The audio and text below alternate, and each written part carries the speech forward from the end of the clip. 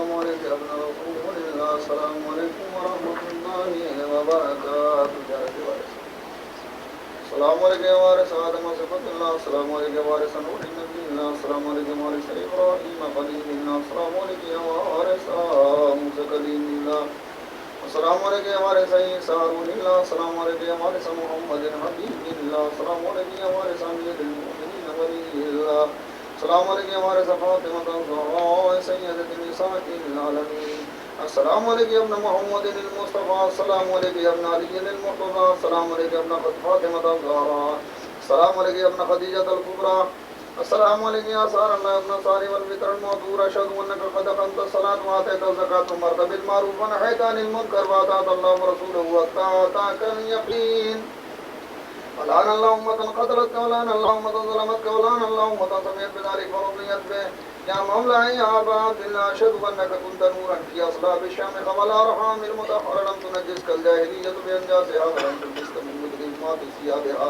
واشهد انك من داعم الدين واركان المؤمنين واشهد انك الامام البر التقي الرصين الزكي الحاج المهدي واشهد ان الائمه من بلدك كلمه التقوى واعلام الهدى والحرمه المسقى والحجه ولا اهل الدنيا واشهد ان ملائكته وانبياء ورسله وانبكم مؤمن وبيابكم موقن بشرائع دينه وخواتيم عمل قلب لقلبكم سلم وامر لامركم متبع صلوات الله عليكم ولا ارواحكم ولا اجسادكم ولا اجسامكم ولا شاهدكم ولا غائبكم ولا ظاهركم ولا باطنكم زيارة الشهادة.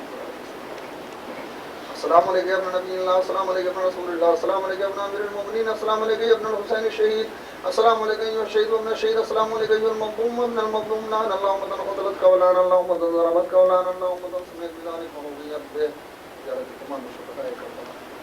السلام علیکم یا اولیاء اللہ وحباء السلام علیکم یا اصفیاء اللہ وابداء السلام علیکم یا انصار دین اللہ السلام علیکم یا انصار رسول اللہ السلام علیکم یا انصار امیر المؤمنین ولی اللہ السلام علیکم یا انصار فاطمہ الزہراء السلام علیکم یا انصار ابی محمد الحسن الفضیل الزکی الناصر الامین السلام علیکم یا انصار ابی عبد اللہ ابی انتم امی طبتم وطابت الارض التي فيها دفنتم وفزتم فوزا عظیما فیا لیتنی كنت معکم فافوز معکم. السلام علیکم یا ابا الفضل العباس قد جاهدت ونصحت حتى اتاك اليقين امير المؤمنين السلام علیکم یا ولي الغرباء السلام علیکم یا معین الضعفاء والفقراء السلام علیکم السلام علیکم یا السلام علیکم یا المدفون بارض السلام علیکم ورحمۃ اللہ وبرکاتہ.